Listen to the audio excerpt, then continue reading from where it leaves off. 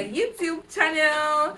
Thank you so much for returning if you're a returning subscriber, and if you're new here, welcome. Thank you so much for coming. I'm glad you found my channel. My name is Teniola and I film videos from Lagos, Nigeria.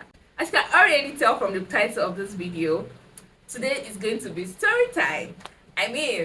Why not share an experience that really taught me a lot of lessons with you guys. I love you guys and I would not want you guys to be in the same situation that I was a couple of years ago. Let's get right into the video. So in 2020, everybody knows that COVID-19 happened and there was this global lockdown. Everybody was to stay at home and I was home too. I was doing an internship, fortunately for me, but I was doing it remotely and everybody was at home. And one day I walked into the sitting room and I heard my sisters talking about piercing their hair. And I just decided, okay, this sounds like a good idea. Let me pierce my hair too. It's not like I had this longing or desire to get my ears pierced. I just heard it that morning for the first time and I was like, okay, I'll get my ears pierced too. And it's not like I went to a piercer shop to get it pierced. Of course, it was lockdown period, so most shops were even closed. Most people were not even attending to people. I didn't go to any piercer shop. I did it right inside my sitting room or my mom's sitting room. My aunt was like, "Oh, she can do it." I'm like, "Okay, let me get it done." Okay. And I was not even saying, "Oh, I just want to get one of my ears pierced." I was like, "Okay, I'll do 2 years, 2 years. That's like 4." Why not? Go big or go home. That's what they say, right? God. If only I knew how much pain I would be in, I would not have done it. My brothers and sisters, I wouldn't.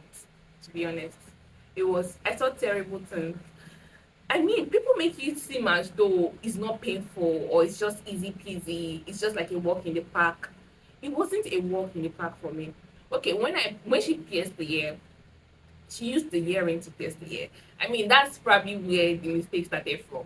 I think the first mistake is that I should not have allowed my aunt to pierce it. I should have gone to a professional to get it pierced, right? Well, I did not. My aunt said she could do it, and I was like, no problem. So she pierced it, and it wasn't painful. So I was not able to get the 4 piercings that I wanted to get initially because my sister already used up all the earrings, and it was just remaining one. And I was like, okay, let me just get one. Then the next day I'll get the remaining 3. And at night when I wanted to sleep, that was when I started feeling the real pain. My brothers and sisters, I was in pain. Oh my goodness, it was serious pain. I could not sleep on, was it this year or this year? No, I cannot even tell, I cannot remember.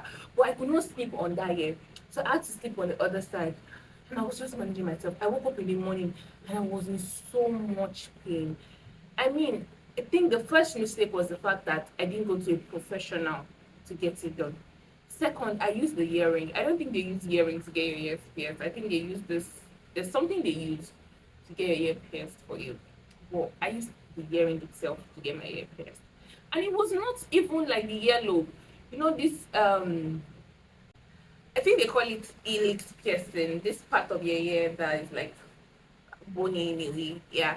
So that was the part I got pierced with earring, not from a professional. So you can imagine how bad it was. For the first day, it was so painful at night. The next morning it was painful, and by the 3rd day, it was painful. My aunt was like, "Oh, I should just be turning the earring in it so that it doesn't close." I'm like, "Okay, I cannot even touch it. You're telling me to turn the earring? I can't. I can't even touch it, and nobody should come close to me, please. Nobody should even come and try to help me turn it. Just leave me alone." So it continued for days like that, and then I think at some point it relieved me. But guys, I was in so much pain. I was like, how do people do it? How do people get multiple piercings at once? Like, how are you still alive, bro? Or sis, please, how are you still alive? It was so painful. So after a couple of days, it relieved me, and I was like, okay, this is looking good. And I started taking pictures with it. People started complimenting me now, oh yeah, your piercing looks good, your piercing looks good. Then after like a month, 2 months, it was good. I was feeling the pain, but it was good. Like, I mean, it was looking really nice in pictures. Around the third or fourth month, if I remember correctly, I started noticing that there was a swelling in my ear. Huh. Like, I started noticing this swelling in my ear, and I'm like, what?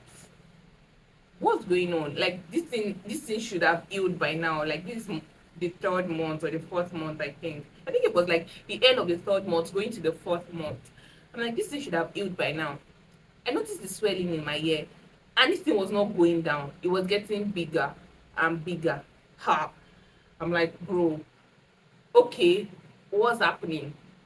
So at some point, that started paining me really bad. The pain got so bad, I had to remove the earring, and then it kept on swelling and swelling and swelling. Ah, then see, another mistake I made, I went to Google. See, don't ever Google your problems, especially health issues. Don't ever Google your issues. So I started seeing different things on Google, like, oh, I might have to get surgery done to remove the bump, and sometimes when you remove the bump, it will grow again, and even the surgery does not guarantee the fact that the bump will not grow again. It might still grow again. I was just like, God, why did I do this? Who sent me?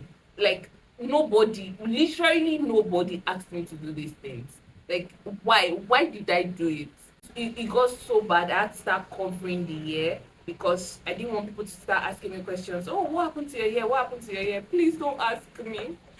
Just leave me alone. So I would just cover the ear whenever I have to go out. And plus, it was even locked down. I was not really going anywhere. It's just once in a while when I have to maybe get something around the area, I'll just cover the ear with something, or use my hair to cover it.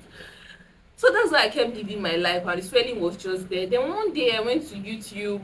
Someone was like, oh, you can use tea tree oil. I was like, okay, let me order tea tree oil. I was looking for it, I couldn't find it. The one place where I found it, it was sold out. I was like, hey, God, I beg. God, I beg, I don't want to die. I don't want to die like this.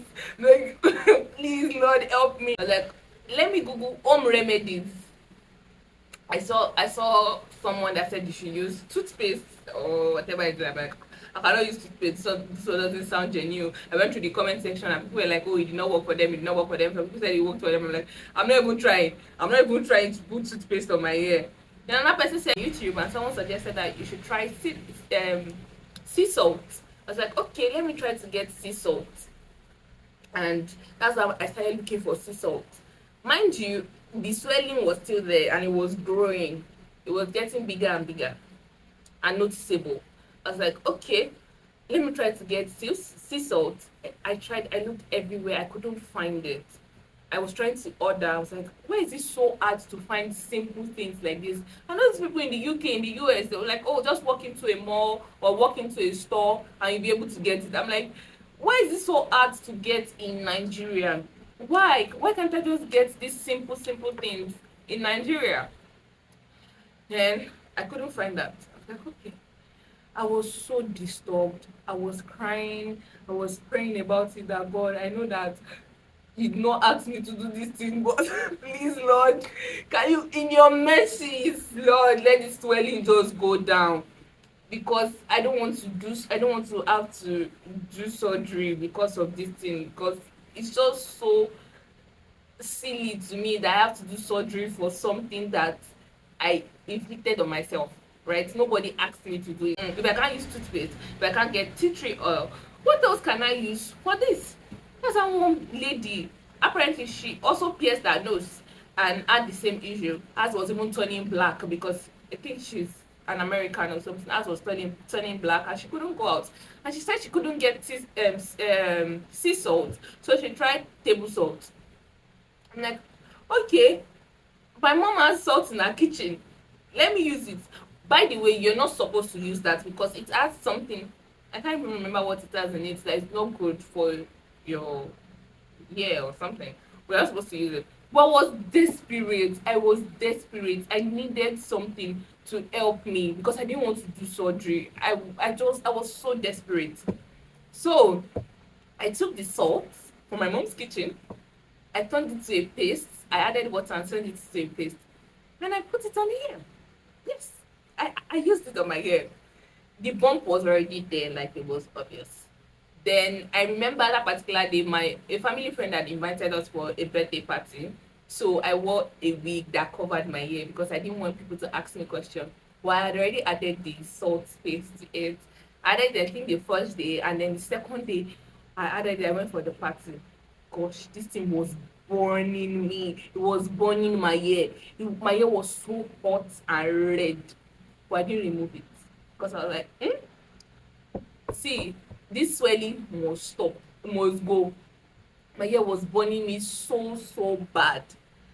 But I didn't remove the salt, the paste from it. I didn't remove it. I left it there. It was burning, it was red. I was in so much discomfort and pain. But I was like, no way. I'm going to do this, I'm going to leave it there. Because according to the YouTube video that I watched, you're supposed to leave it for a very long period of time so that it's going to work. My guy, I left it there. When I got back home, first thing you can already guess, I removed the wig and then I checked the paste. Like, okay, I went to the bathroom. I was like, let me wash my hand. I washed my hand, I cleaned it, then I tried to touch it. Immediately I just put my hand on the hair to just touch it, to feel it. I could feel the bump removing, like something wanted to remove from my hair. I'm like, okay. I just like endured the pain and I pulled it off. Lo and behold, I was holding the bump in my hand like this. I'm serious, I kid you not. I was holding the bump in my hand and it had removed. I'm like, oh my god, oh my god. I called my sister, it has removed, it has removed. So the bump removed, but it had burnt. Like you could see that some like the salt paste had burnt the bump. So it had burnt, it was there, man. Then the part where it removed was already like an open wound. So you know the way like you have open wound on your leg. So it was already that turned to an open wound. So I'm like, oh thank you Jesus, at least this bump has removed. I left it. So I just cleaned that surface with clean water and cotton wool. I cleaned the surface of my hair and left it like that. Just let it breathe, right? I left it. Then the day after, it turned to like a wound, a proper wound, and it was healing by itself. Again, I went back to Google and YouTube, and they were like, "Oh, there's possibility that it might grow again, but sometimes it doesn't grow again." I'm like, "Okay, now this is where prayer comes in." I'm like, God, I beg, let this thing not grow again. You've heard my prayers. I've removed the bump successfully. Please let it not grow again. So um I prayed and I guess God answered my prayer because 2 years later I don't have any bump on my hair. And never again, what I say, never again will I pierce my hair. I mean, I'm never piercing my ears again. Like, I'm done, guys. This is the part where I sign out or where I give up. I'm not piercing my hair again, no. Nobody. See, and it's not like my sisters forced me or anything like that. No, they did not. I made the decision by myself to pierce my hair. And I'm just grateful to God that the earrings were not available for me to pierce the other ones that I wanted. Thank God I did just one. Because what if I had done 3 or 4 like I wanted? Gosh, I would have been in so much pain. I would have definitely landed in the hospital, no doubt. And I would have done the surgery. But I'm so grateful that I didn't do the surgery. I didn't have to do surgery or anything like that.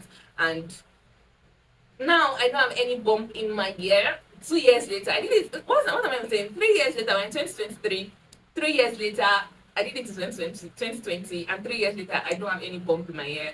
Everything is gone, and I can plant my hair anyhow. I like, oh, I think it was this year actually, because I can feel it here. I think I can feel the fire. Yeah. I think it was this year. I don't have any bump at all, and I'm just so grateful. So my advice to you guys is, first of all, do your research. Do proper research. Be sure that this is what you want, right?